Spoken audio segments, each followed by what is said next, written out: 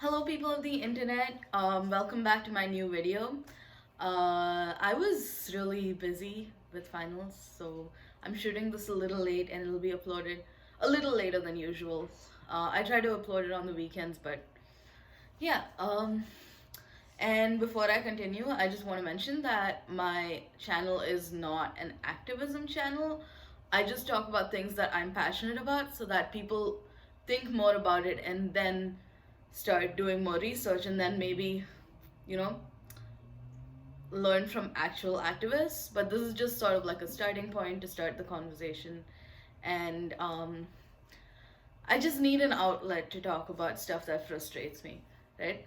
So today I am going to be talking about food insecurity in the world. It's not going to be super specific, it's just going to be my views on the thing based on things that I've learned. And before I start, I want to show off this shirt, which I also got from Feminist Trash Store. That they have amazing merchandise, and you should go check them out. Again, not a sponsored video, but you should totally go check them out. Um, so I believe it was 3 years ago that Endgame came out. No, sorry, Infinity War came out. And I was watching like the scene where Thanos is talking to Tony Stark on his own planet, and he says, "I'm doing this because I'm merciful. I'm like wiping out the entire population or half the population because I'm merciful." And I was like, at that time, I was just like, you know what? That makes a lot of sense, right? If human beings are the ones who are consuming the resources and like depleting planets of resources, then humans are the ones that should be like removed from the environment, right? But that's actually a very wrong way of looking at it. So at this point, now we have a lot of people. We have no right to tell someone to stop having kids. That's inhumane. And we can't go around killing people because that is also inhumane. And the whole thing about how overpopulation is causing environmental problems or economic problems is actually very classist. Because if we think about it, who are the people who have a lot of have more kids? It's not usually the rich people. It's the people who live in rural agrarian societies who are struggling to like feed themselves, who are still not aware of like birth control. They need that many kids to help them work or for free labor during their farm work or any other like ancestral activity that they are continuing and all of that. So when we say overpopulation is the reason for depletion of resources, it's extremely flawed because as we all know, 10 large companies are responsible for almost 70 or 80% of emissions and like air pollution and stuff like that.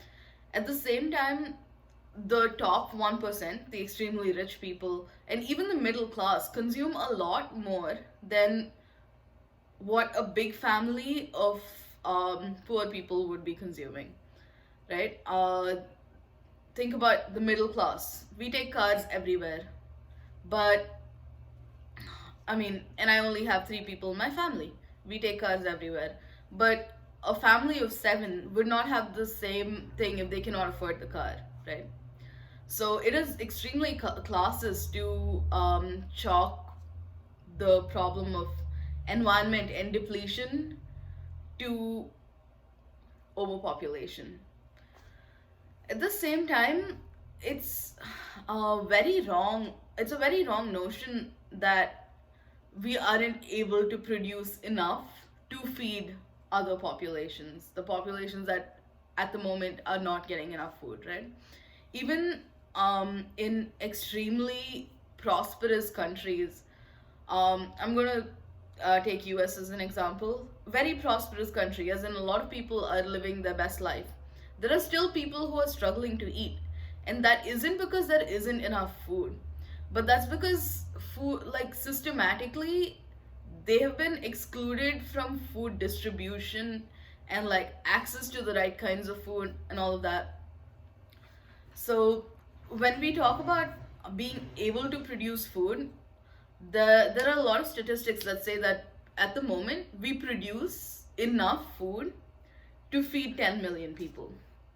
But the food is not reaching them because of lack of transport, lack of willingness to transport, because some places you just won't make money. If you think about setting up a very posh supermarket in a poor neighborhood, they're not going to be able to pay for it. And if you make it available to them at the money that they're able to pay for it, the company won't be making as much money. So usually we don't see big companies setting up food distribution centers or shops or anything near those localities, which is a shame because everyone should be entitled to food. And another big problem is food waste. Food waste isn't only the food that you waste. Like when you were younger, your parents probably told you, "Oh, don't like waste that food because of you, that kid in Africa or some other third world country or whatever, I don't know, is starving." But they would be wrong. Even if you didn't eat that food, even if you didn't buy that food, the food would not have reached the people who are starving. Because that's how bad the system is, where the food is sold only for profit. And I don't know if you should definitely watch the speech in Sarkar, this movie by Vijay. The speech, for the most part, doesn't make a lot of sense. Like, it's not very coherent. But he does mention one thing about tomatoes. He talks about how food in farms is intentionally allowed to rot so that the price is like competitive, so that it's more expensive because it's more rare. And it's just like, it's not that we don't have enough food to feed people, is that we do not transport it, or we let it go to waste, or we withhold it for the sake of profit. So yeah, if you ever felt guilty about wasting food, don't worry too much. Your food definitely wouldn't have reached someone who could have really made use of it. At the same time, that just makes you realize that you have to do something intentional in order to allow these people to get access to food, if that makes sense. Like, just you not wasting food on your part doesn't help other people receive food. You buying just enough for yourself and not throwing away anything does not help other people receive food. You need to go, you need to lobby, you need to, work with a larger framework. I'm not saying you as one person, because that is not going to work, but like community on the whole, we all have to go and ensure that the system changes somehow. More people should have access to food. Transport of food should be more efficient. People in remote areas should be able to have access to food, water, etc., etc. And on the other hand, the reason why you shouldn't waste food is because food waste is one of the biggest contributors to greenhouse gases. One report said that if food waste were a country, it would have more emissions than India, which is the third most polluting country. So I believe it's America, China, food waste, and then India. So if there's an incentive for you to not waste food, it would be that it's extremely damaging to the environment, especially if it's not disposed of in the right way.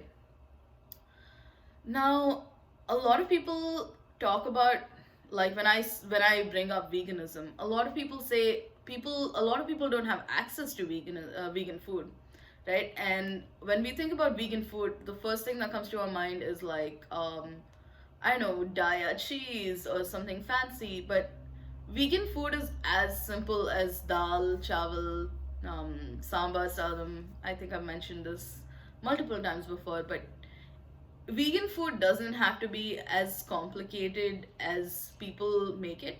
I definitely enjoy complicated vegan food because I'm very much into the aesthetic part of cooking, the taste, the visuals, and all of that. But at the same time, it's important to note that veganism could be one of the biggest answers to reducing food insecurity, right? By valuing life and valuing the life of plants and animals, we will be able to reduce food insecurity to a great extent. And this is how it goes, right? I had this reading by Warren Belasco last week, and he was talking about how in the 1960s, when the hippie revolution, the counterculture was going on, they came up with like a lot of people became vegetarian, and I mean, of course, that changed to veganism over a period of time. But a lot of people became vegetarian because they realized the environmental and humanitarian impact of consuming meat, right? And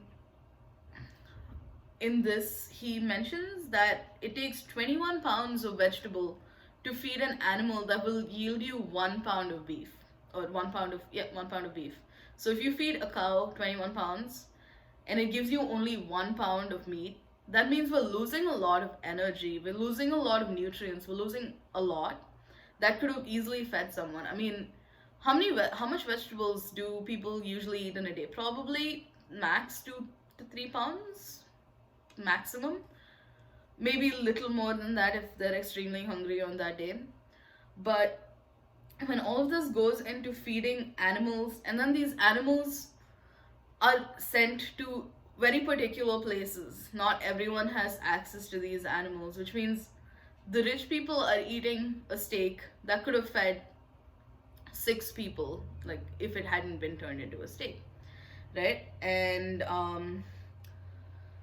he criticizes the people who follow Thomas Robert Malthus, who said that there are times when the population growth and the means of subsistence will not be balanced. There will be a higher population of growth, in which case there has to be a measure that will like wipe out the excess population. And in a sense that makes sense, but it's not, it's very reductive, right? Because it doesn't take into account the way in which resources are not abundant. Why aren't they abundant? Is it because we just don't have the resources, or is it because someone's hoarding it, right? Or is it because we're using too many resources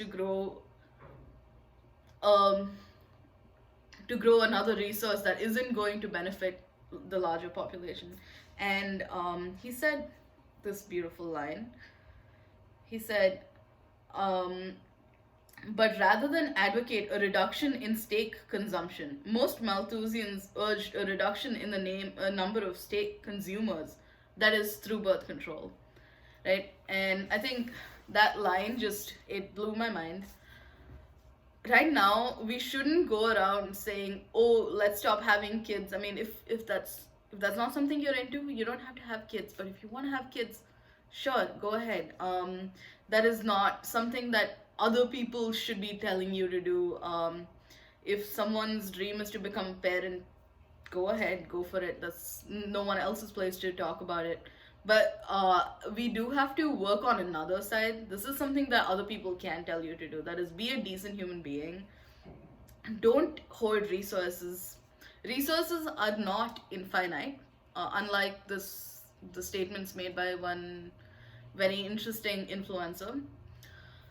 We need to, at this point, wake up and start looking at how our food system works and see why people are starving and ensure that people don't starve. And adopting a plant-based diet is definitely a huge part of that.